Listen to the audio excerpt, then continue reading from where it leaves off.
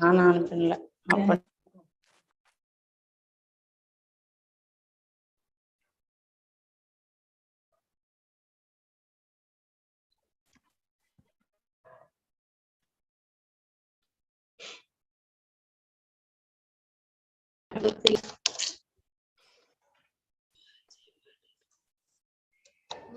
உங்க அம்மா ரொம்ப கலகல் இருக்கிறாங்க. நீ இப்படி இருக்கிற. நான் எத்தனை டைம் சொல்றது fan.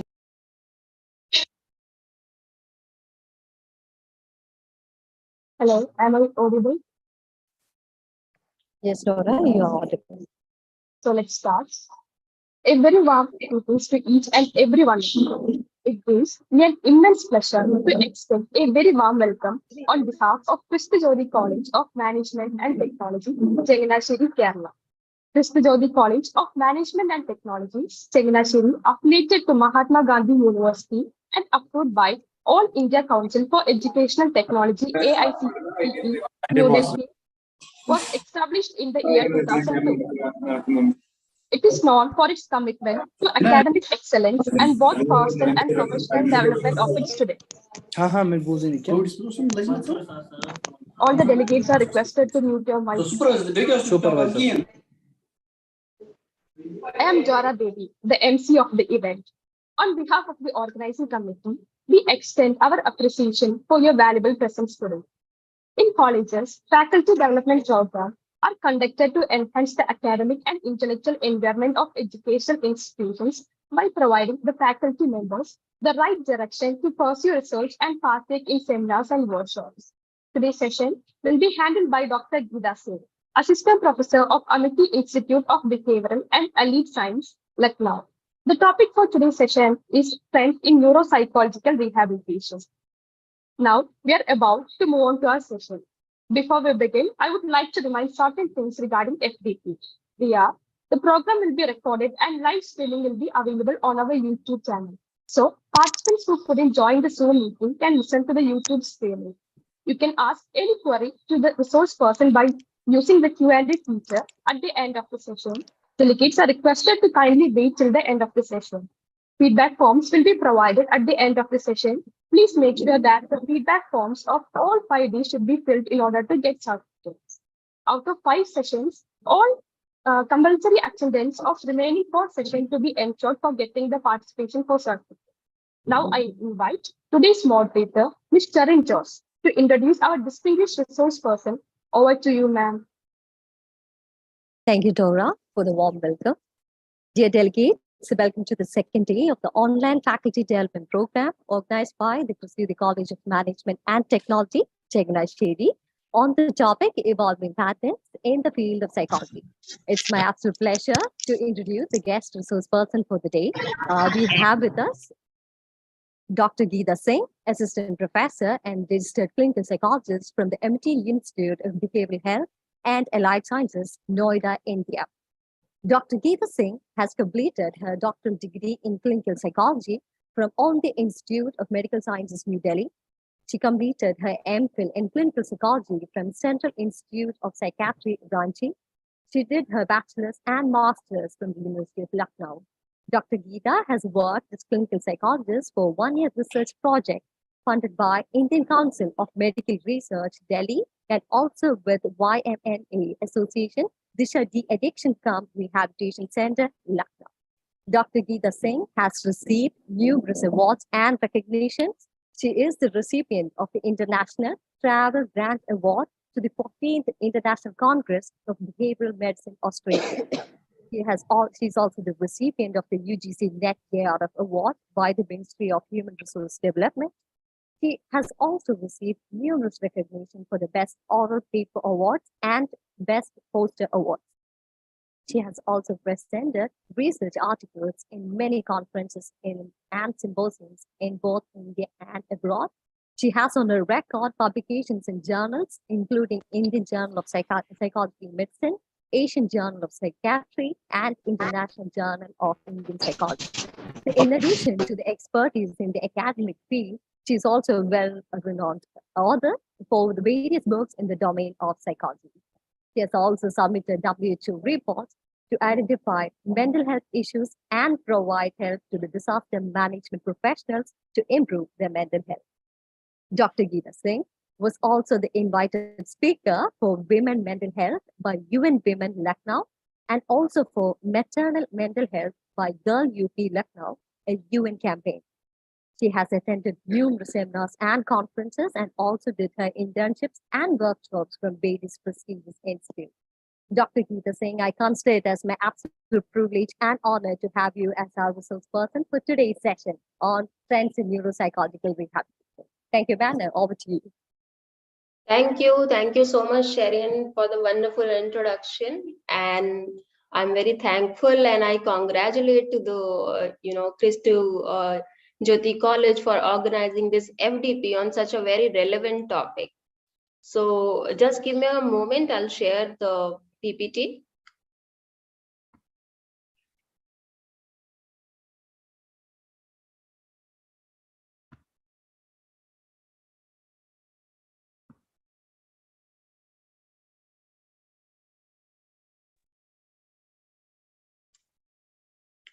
Is it visible? Yes, ma'am. It's working perfectly. Okay.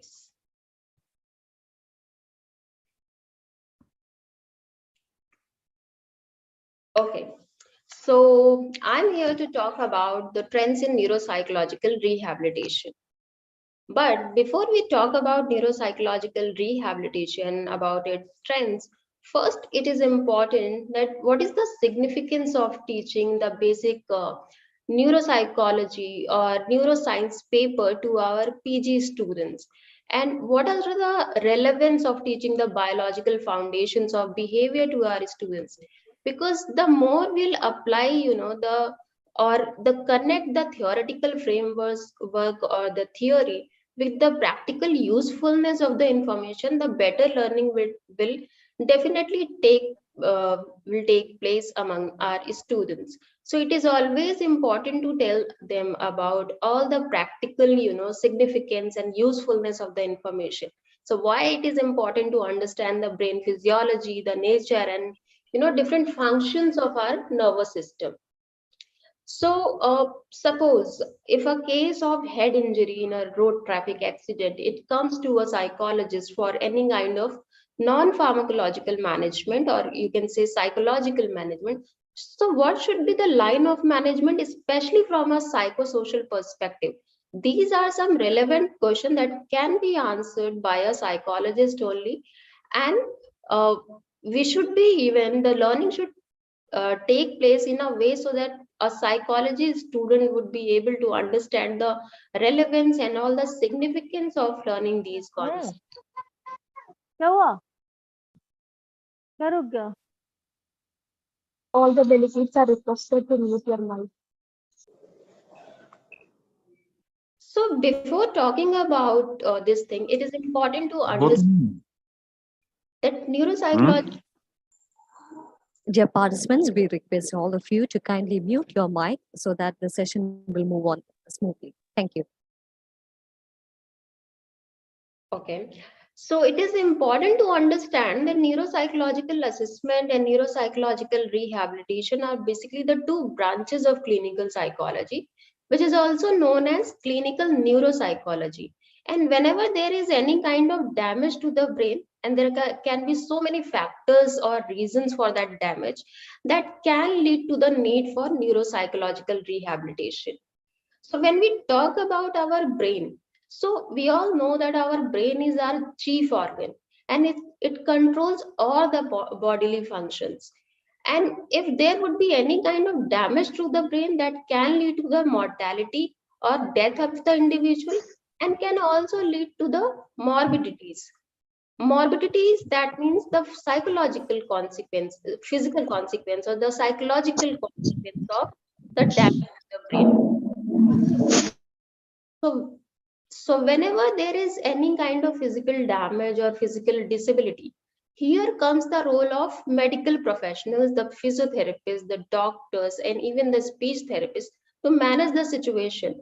But whenever there is any kind of psychological damage or psychological morbidity, here basically the role of psychology professionals can be emphasized.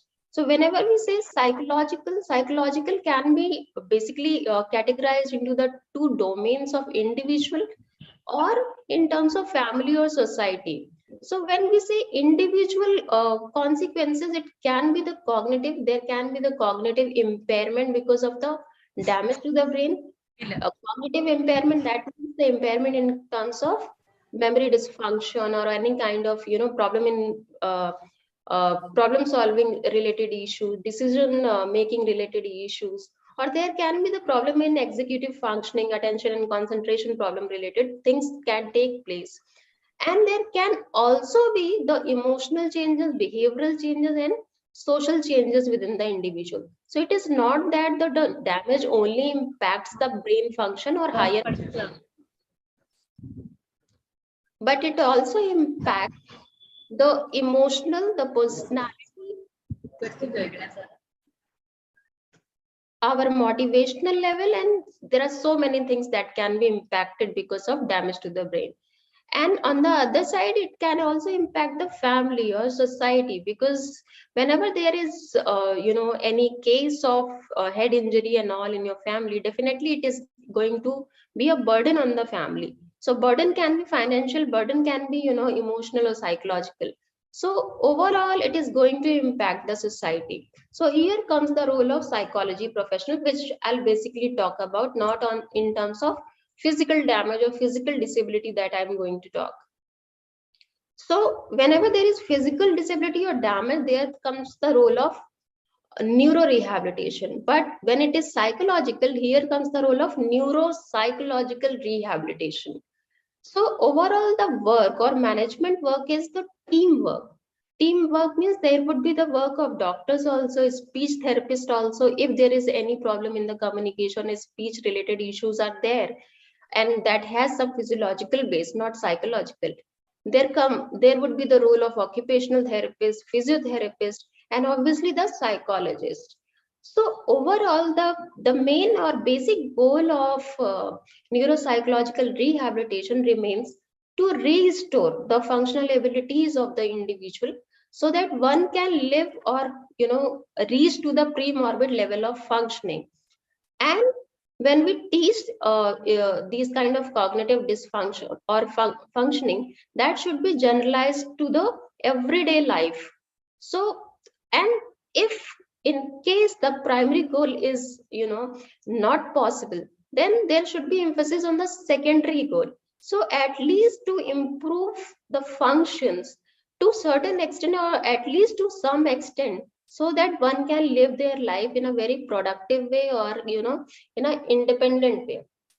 And suppose if the case is very severe and injury is severe, in that case we also have to use the tertiary goal. Tertiary is basically all about to providing the cognitive aids to the individual, so that there would be less burden on the family member or on the support system of the individual. So these three are basic goals of neuropsychological rehabilitation, so that one can live their life in an optimal way, and can live their life with full of independence without any help. So when we talk about the neuropsychological rehabilitation, obviously there should be any kind of damage to the brain, but it is not necessary that damage would be always related to the accident and all. So apart from brain injury, the cases of stroke, tumor, epilepsy, degenerative conditions such as dementia and all, there also, and even in psychiatric disorders, the role of neuropsychological rehabilitation takes place. Because when we talk about neuropsychological rehabilitation, in, for example, in schizophrenia, generally after the chronic nature of illness, after a certain period of time, the cognitive decline takes place. So there also we go for cognitive retraining. Even in the case of ADHD, we can see that there are so many neuropsychological deficits are there, attention related issues are there. So in that condition also cognitive retraining can be applied. And also in the case of substance use disorder, because chronic use of any kind of substance also leads to the need of, or leads to the different kind of cognitive decline, or cognitive impairment in the individual. So there also the role of neuropsychological rehabilitation takes place.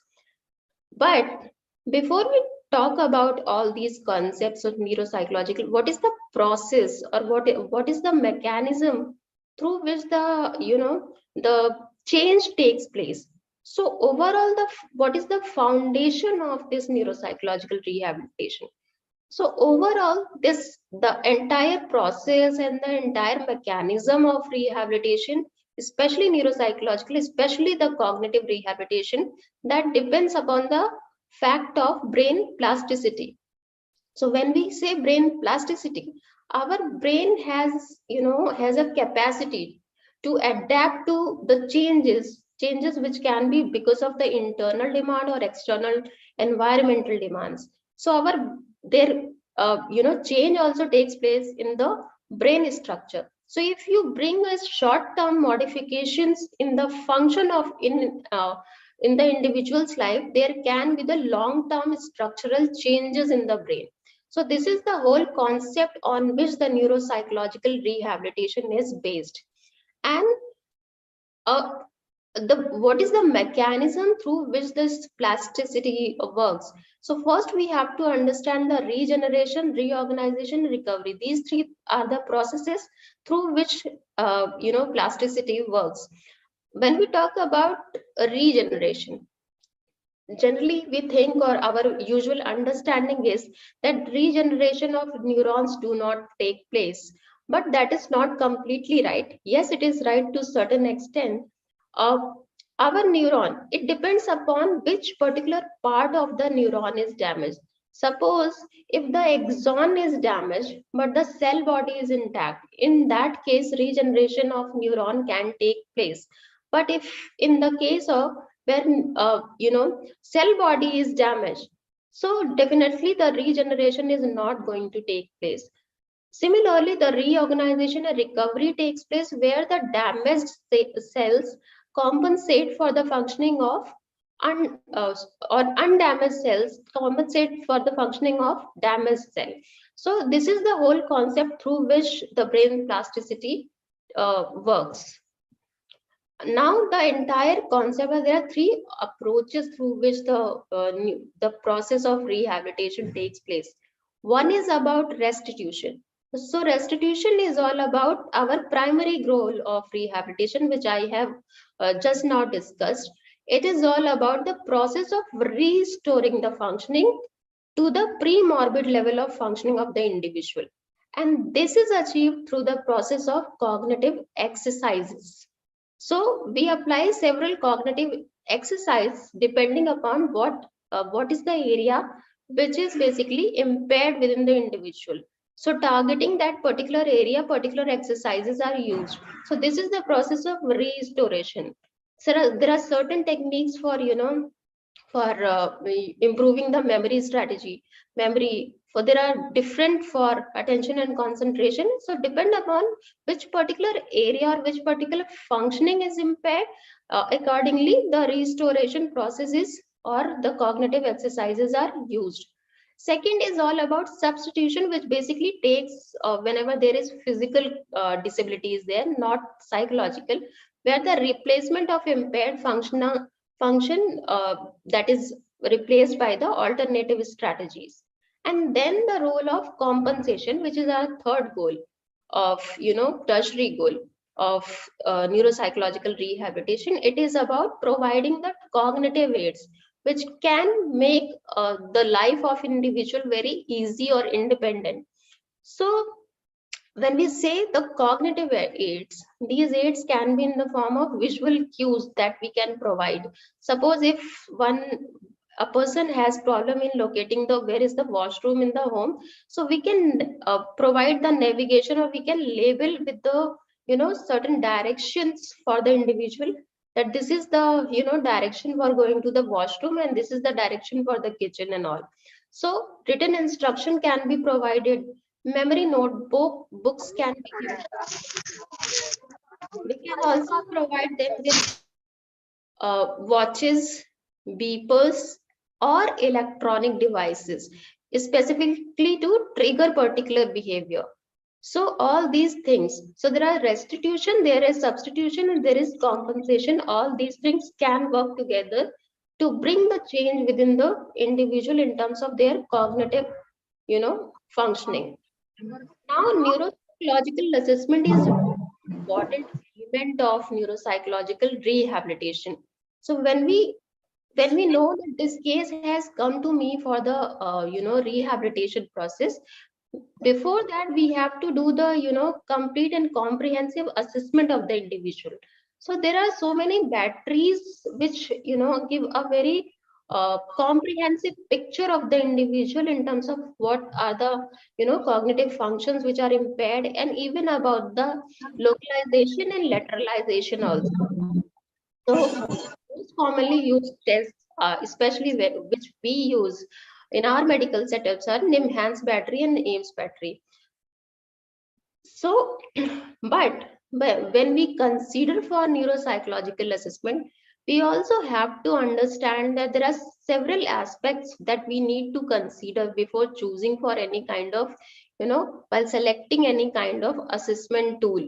So there is obviously the role of gender. Even the researchers state that gender makes a lot of difference on the assessment finding. And females are obviously very good in the tests which are basically verbal, and males are not comparatively.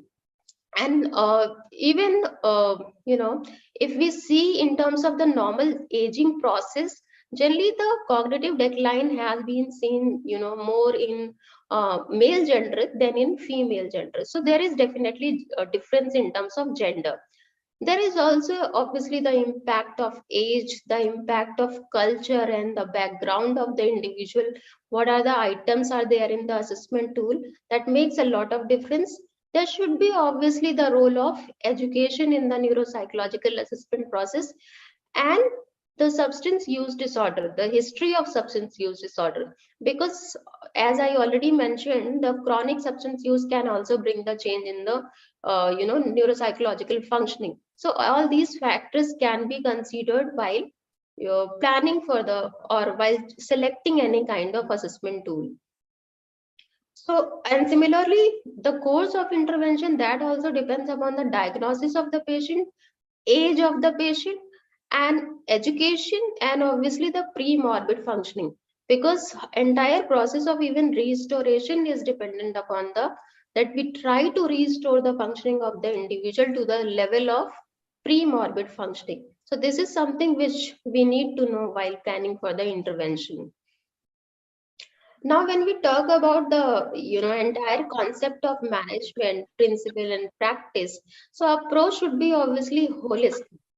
So we should, when we say the therapeutic, context, so this we should always, as a therapist, should provide the environment which is uh, very trustworthy, in which there is cooperation, sense of safety and security. The environment should be pleasant, not stressful, and there should be, complete resources, physical resources in the environment, and the social environment should also be very supportive. The activities which we use should be very structured. There should be a particular timetable for each and everything, because the patient with whom we are dealing, those are already going through a lot of cognitive deficits. So everything, if provided in a very structured way in a particular time frame, so that would be more beneficial. And obviously the respect and collaborative working environment is must for any kind of intervention. So, apart from that, when we talk about the second thing, which is very important, whenever we plan any kind of neuropsychological rehabilitation, the focus should not be only, for assessment of the area which are impaired, whether it is, psychological, physical, or cognitive, but we should also emphasize on the area which are intact, because intact thing or intact area that can be utilized in the management process. Even the entire management, entire prognosis, everything would be changed based on what are the factors, or what are the positive things are there in the personality or in the life of an individual. So whenever there is any kind, if we see the overall model of how everything works all together, so whenever there is any kind of brain damage, head injury and all, that can take the role of or the consequences can be physical, in terms of physical disability. For example, speech and communication related issue can be there. There can be limb movement related things. There can be issue of psychological dysfunction. So when we say psychological function disturbance, that can be in the form of depression, anxiety, low motivation level, impulsivity, complete personality change. Even if we go by our diagnostic system, ICD, we can see there are so many things that takes place after the damage to the brain. So there can be organic mood disorder, organic personality change. So all these things can be there because of damage or insult to the brain. And there can also be change in the higher mental function or cognitive functions of the individual. So these changes can be in the form of memory impairment, attention and concentration related issues, in terms of executive dysfunction, in terms of problem solving, in terms of decision making. All these things can be there. And all these function, our cognitive function, psychological function, the physical disability, we all know that our mind and body are interconnected with each other.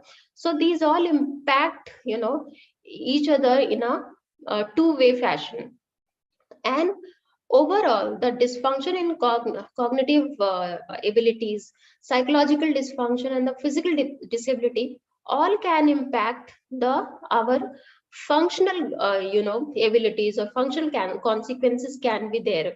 Functional consequences in terms of there can be impairment in the social interaction, there can be poor self-care, there can be uh, inability to work properly, or if someone is in academic, there can be a poor academic performance, poor occupational, performance can be there. So all these things can be there. Functional disability can be there because of impairment in cognitive, psychological, or physical area. And there also comes the role of insight and a sense of loss. So if I'm aware about my, condition, that there is depression, this depression is taking place, or my mood fluctuation is because of this and that thing, or because of, damage to the brain, definitely that is going to impact my functional, ability in a more severe way. Similarly, if I get this sense of loss, definitely it is again going to reinforce or increase the symptoms of my depression.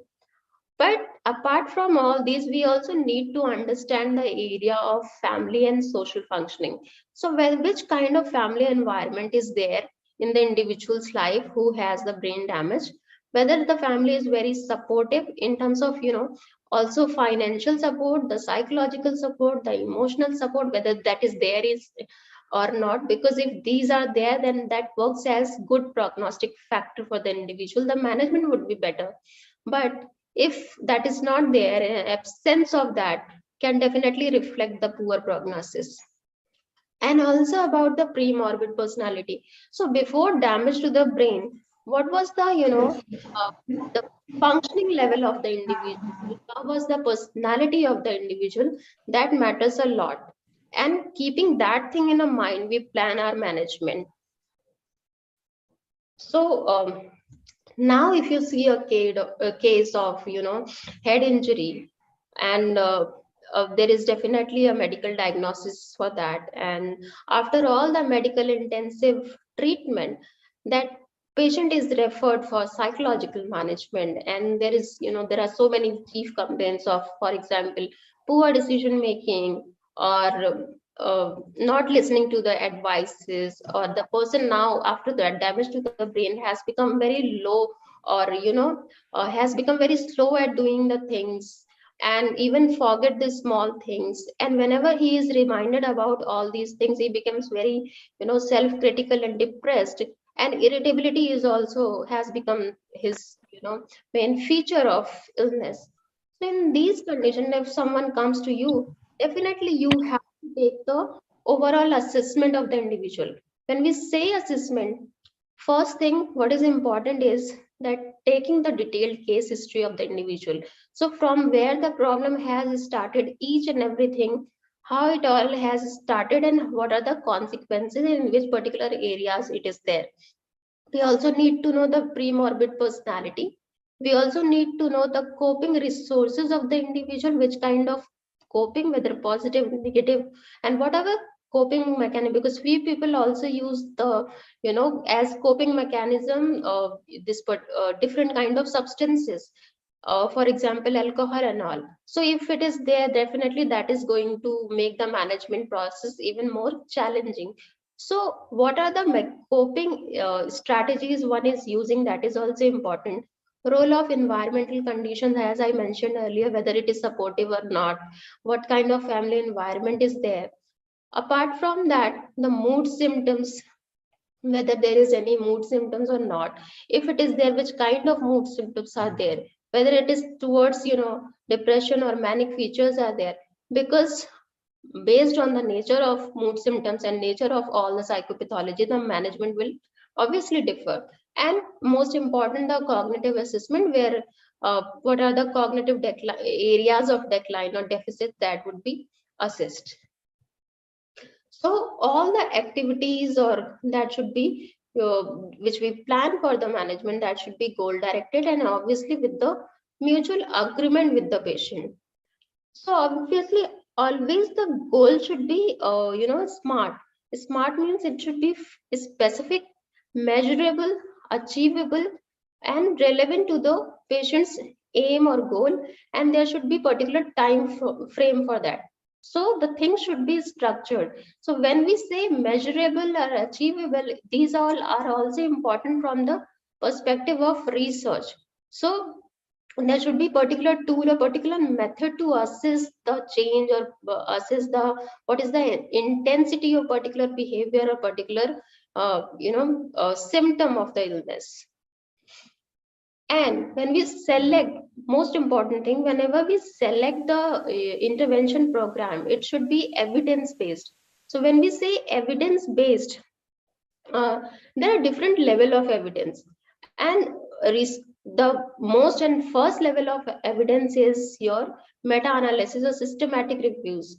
So if it indicates that this particular therapy or this particular management approach is beneficial for this particular symptoms, or this particular illness, so that should be given priority. So overall, as I mentioned, it should be holistic. So the role of occupational therapists, speech therapists, physiotherapists, all comes, and also the cognitive retraining through the use of cognitive exercises. The environmental modification should be there. That I'll discuss here. Individual psychotherapy and family involvement is must while planning for the management. So individual psychotherapy, here the mindfulness, social skill training, if there is any kind of social skill deficit is there after damage to the brain, if there is any problem in the coping abilities, that should be there. And because family also go through so many stress and all because of the problem with the individual, then definitely there should be provision to the provision for providing the family counseling sessions.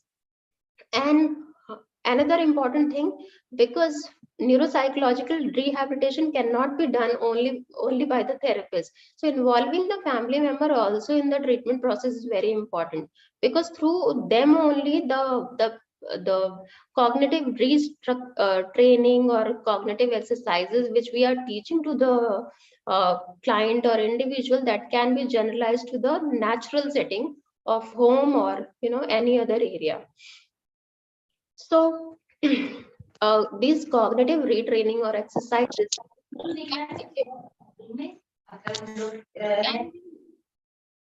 can be paper pencil based, or these also can be computer based. So as I mentioned earlier, depending upon the area of deficit, for example, if there is problem in the attention, so digit cancellation task can be there. If number connection tasks are also there, that can be provided in case of attention deficit is there. Especially again, for if there is problem in the mental speed, then digit coding test to speed up their process, grain sorting test. One thing which is very important to know, that whenever we conduct any kind of neuropsychological rehabilitation, we have to increase the complexity level of these tasks gradually, in a very gradual manner. So it will start from the easy task, and gradually the complexity would be increased of these tasks. And for working memory, the sequencing of jumbled letters and all that can be done. Now for planning or executive functions, there are maze completion tests that can be applied for the neuropsychological rehabilitation process, or short essay writing can be done. And even the role of behavior modification also takes place for modifying the different function, especially for executive dysfunction.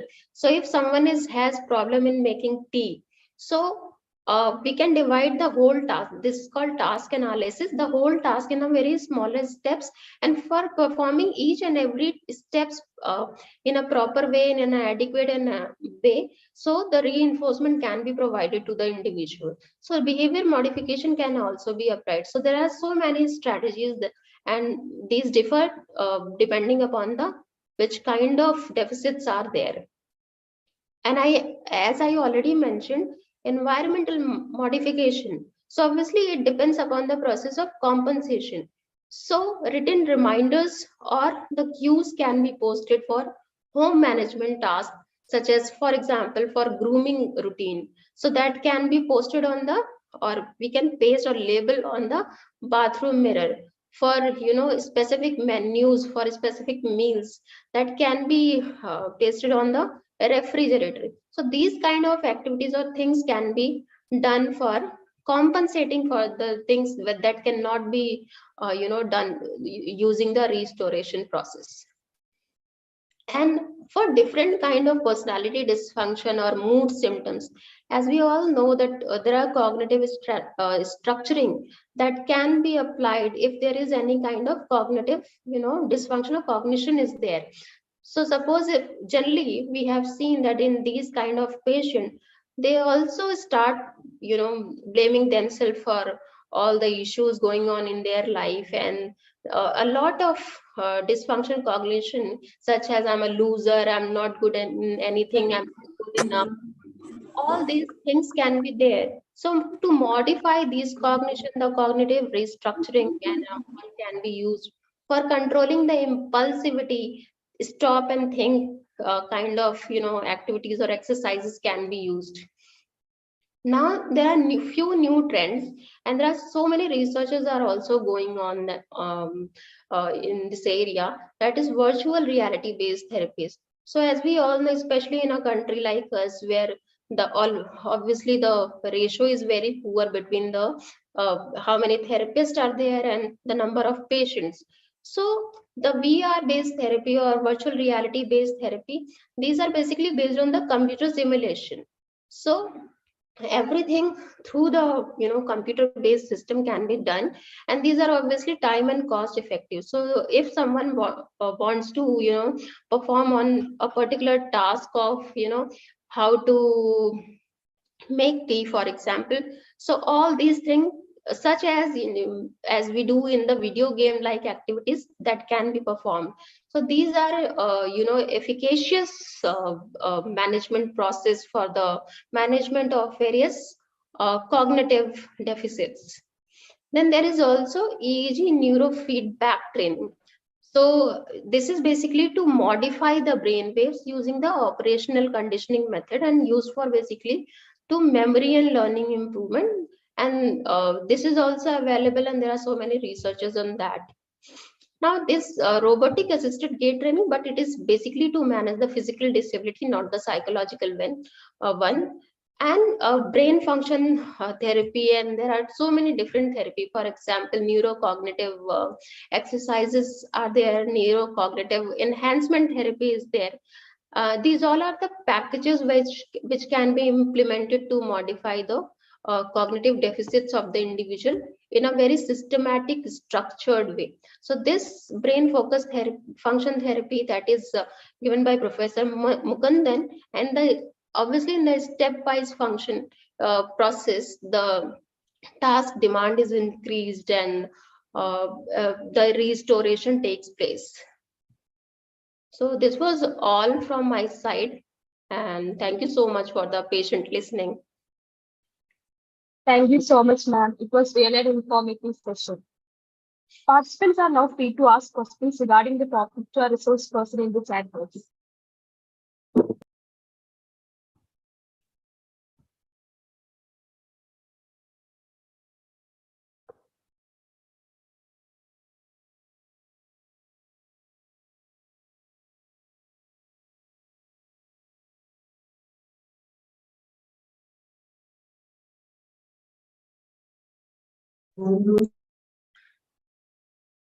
Ma'am, it is from Tanya. May I know more on the management of sleep issues and psychological perspectives apart from CBT? We have a question from Mr. Tanya. Am I audible? Ma'am, can you please repeat the question? Am I audible? Can you hear me? Sharing, your voice was not very clear. There is one question in the chat box that I can see.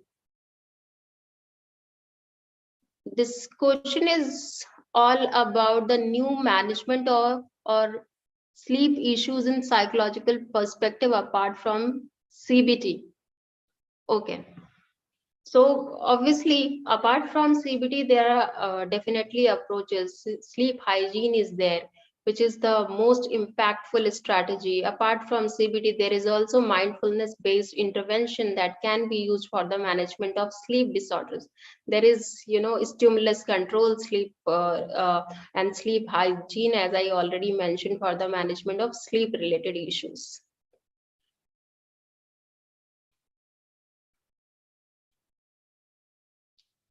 Any other question?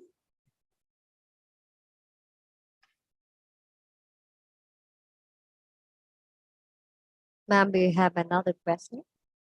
It's from Meenakshi. Am I audible? Can you hear me, ma'am? Yes, I can hear you, Sharon. Yeah, okay. So this question is from Meenakshi. What are the various methods in neuropsychological rehabilitation? So as I already mentioned, the neuropsychological rehabilitation is basically based on the holistic approach. So there are so many depending upon which particular area has deficits. So if definitely there would be cognitive deficits, for that there are different approaches based on which particular cognitive function is disturbed. Apart from that, if there would be behavioral issues, psychological issue, social issue, for that CBT, behavior modification, that can be applied depending upon the symptoms or psychopathology of the individual.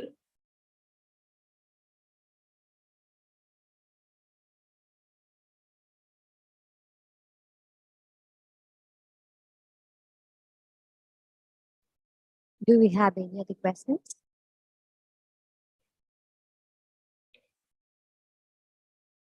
Yes. No. Ma'am, we are receiving other questions. It's from Jeffen. How can we handle the people who misinterpreted the neurological issue as a negative evil power? Okay, so this is something related to the cognitive restructuring process.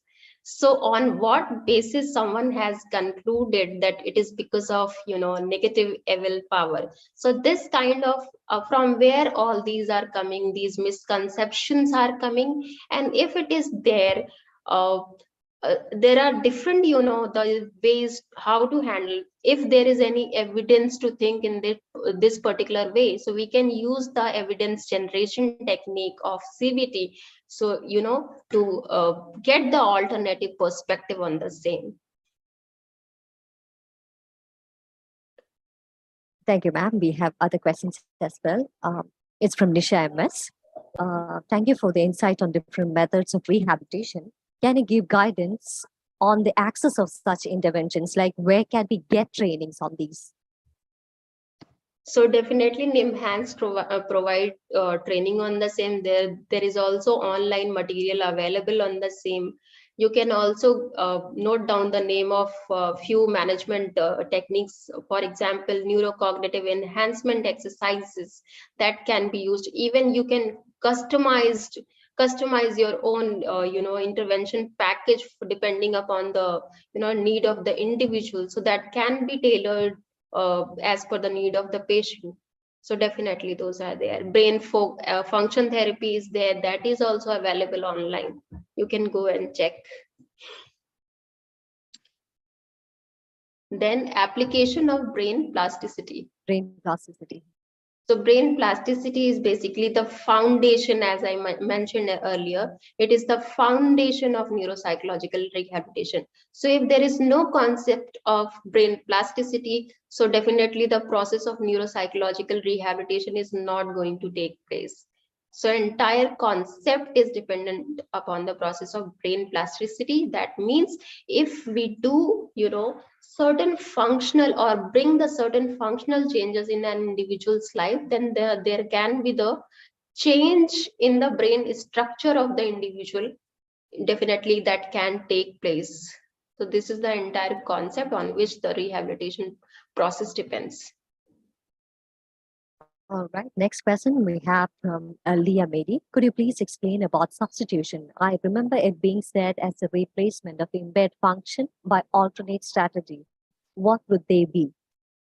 As I mentioned earlier, definitely it doesn't come majorly in the scope of psychological management. It comes under the scope of physical. So if there is one physical disability, for example, in terms of blindness, so what are the other things? So other sense which works, if we see the natural process given us by the God, so our different sense of, for example, smell that starts compensating for the blindness.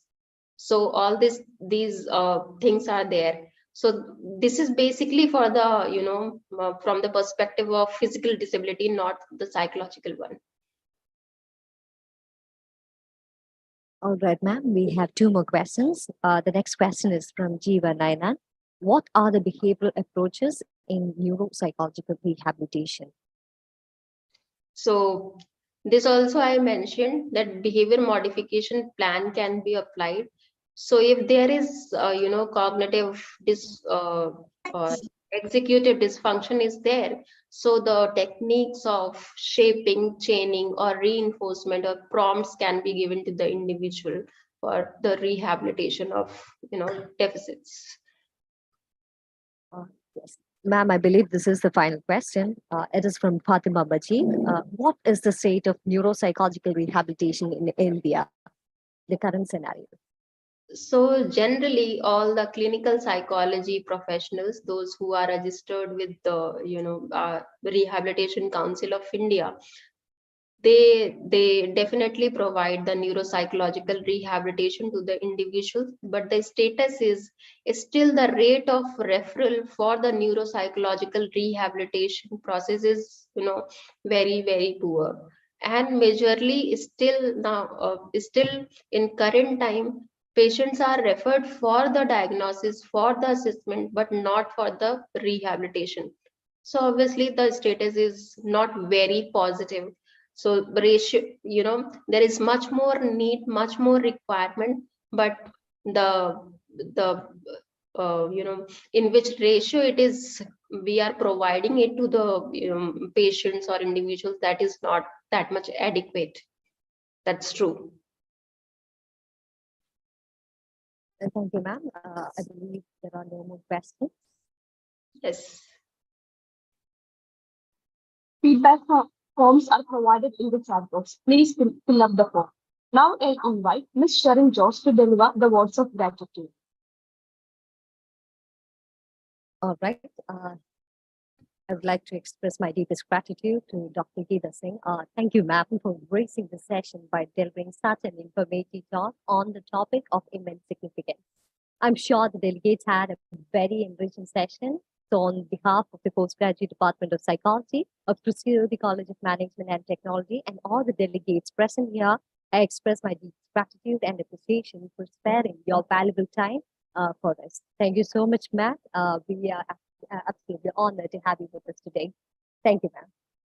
Thank you, Sharon. Thank you to all the organizers. Thank you, ma'am. With this, we have come to the end of today's session. I also like to remind you about tomorrow's session. Tomorrow's session will be taken by Dr. Padma Kumari Singh, Professor of Social Science, Bangalore Central Campus, Christ, deemed to be University. She will be dealing with the topic Emerging Trends in Positive Psychotherapy. Session will start sharp at 3:30 p.m. I thank everyone on behalf of Jyoti College. Thank you. Thank you so much. Thank you, ma'am. Thank you, ma'am. Thank you, delegates, for joining with us today. Thank you. And thank you, Dr. Sijo. Thank you, madam. The session was worthy, and we are very grateful to have you on the dais for sharing your views with us. Thank you, sir. We are expecting for an offline platform for you. We are students and our faculties are waiting for your VC session from you. Thank you. Okay, sir. Thank you. Dear delegates, the feedback forms are provided in the chat box. Kindly fill it so that you may get the certificates at the end of the 5-day session. This is a live session, so the session will be available in our YouTube as well. So you can find it from our chat box in our WhatsApp.